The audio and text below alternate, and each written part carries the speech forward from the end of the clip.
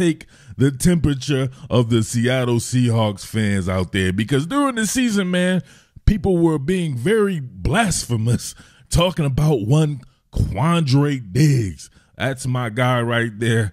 You know I love me some Quandre Diggs. You know I'm into elite safety play, and I believe he is amongst the elite.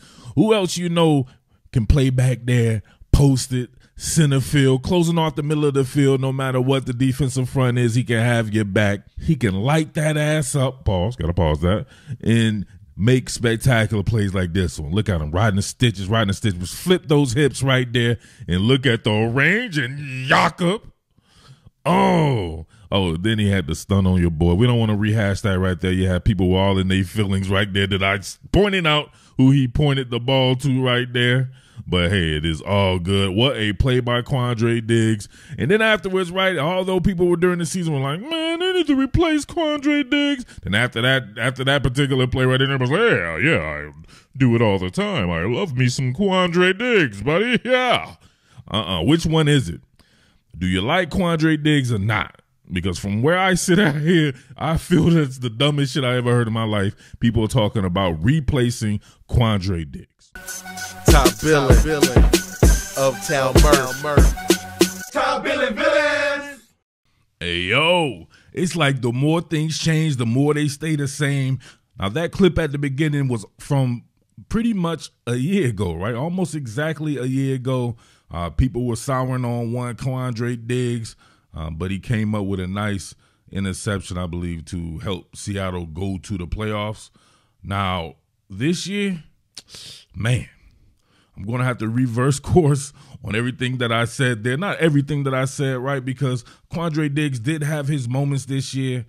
However, I'm not the type to continue to ride analysis.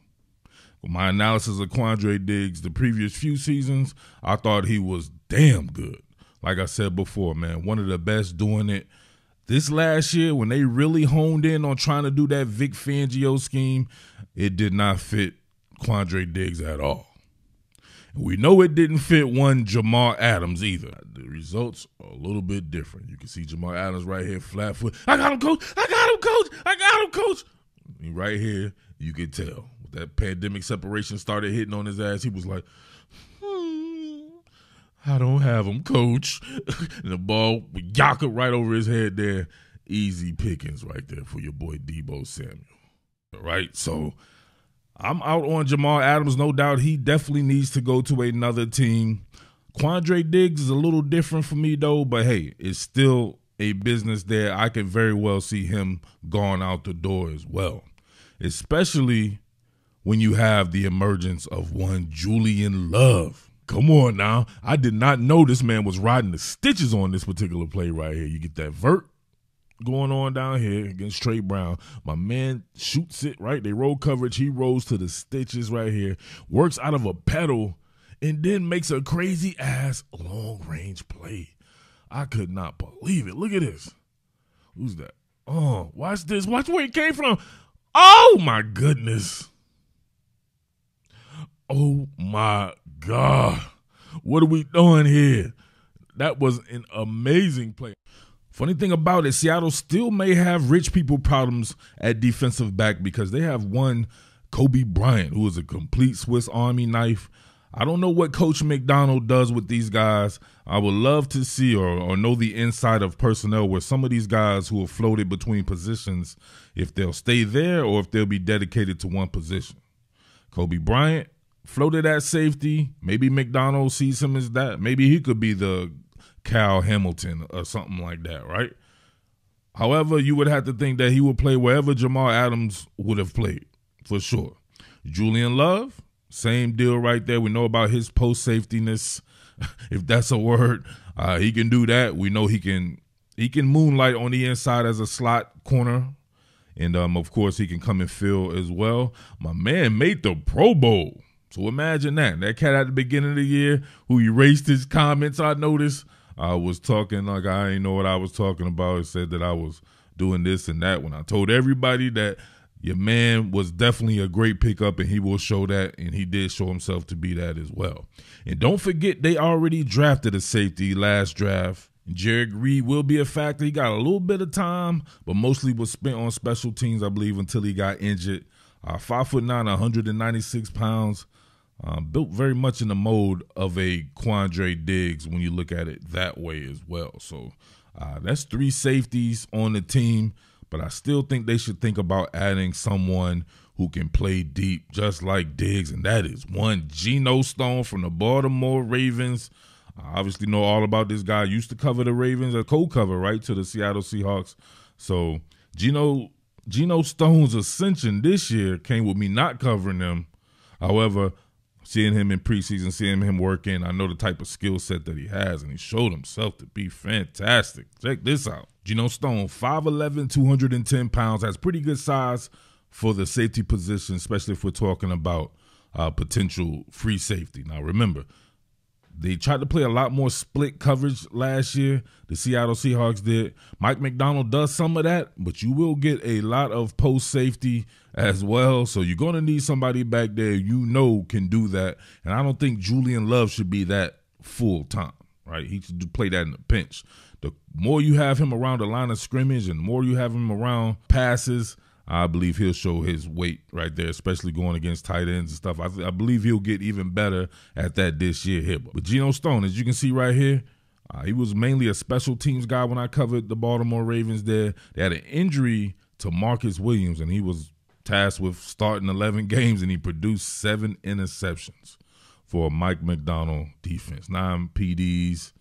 Come on, man. Come on.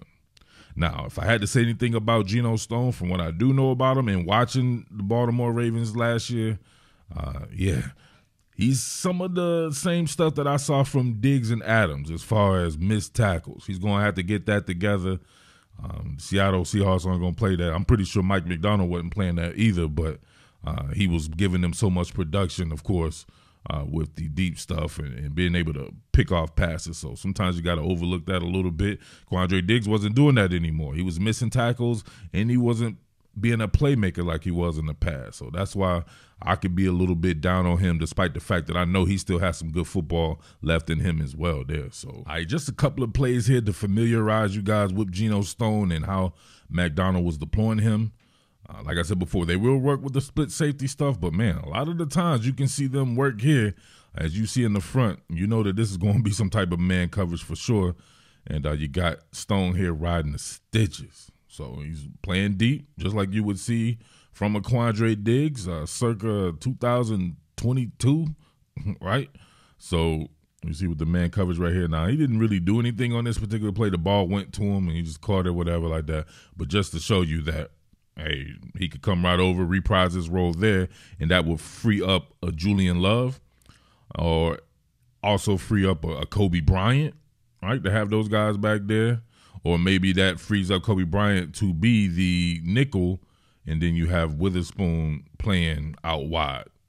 So all kind of different ways you could do that. That's another thing. We just don't know what McDonald or how McDonald will see some of these players.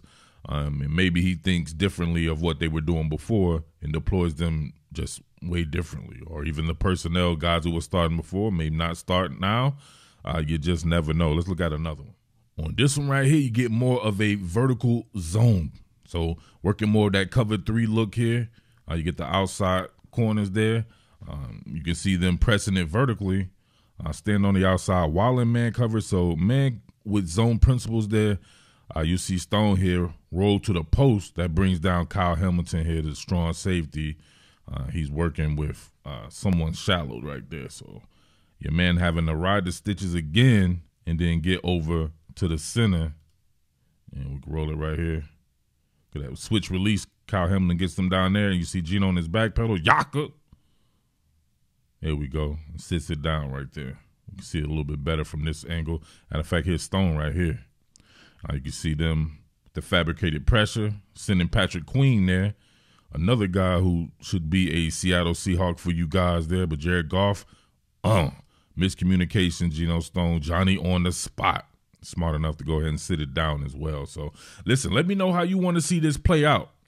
Not tell me how you think it will play out. None of you guys are insiders. You guys need to drop the insider routine and just be fans. So, tell me how you would like for it to play out. You like Geno Stone with a Kobe Bryant, and you got the Reed kid as well. And, of course, Julian Love. Those are your 4 safeties there. How would you like to see that play out? Maybe you guys want to see another safety drafted or something like that. So let me know, all right? But it's your boy Jersey Murf as always. Thanks for tuning in. Much love to everybody out there. All my top Billin villains. Big love and salutes to you guys, man. Make sure you're sharing the content. Make sure you're subscribed if you're not. And make sure you hit that thanks button because your boy be serving that hibachi. So tip your waiter, all right? Salute. What more can I say? Top Billin.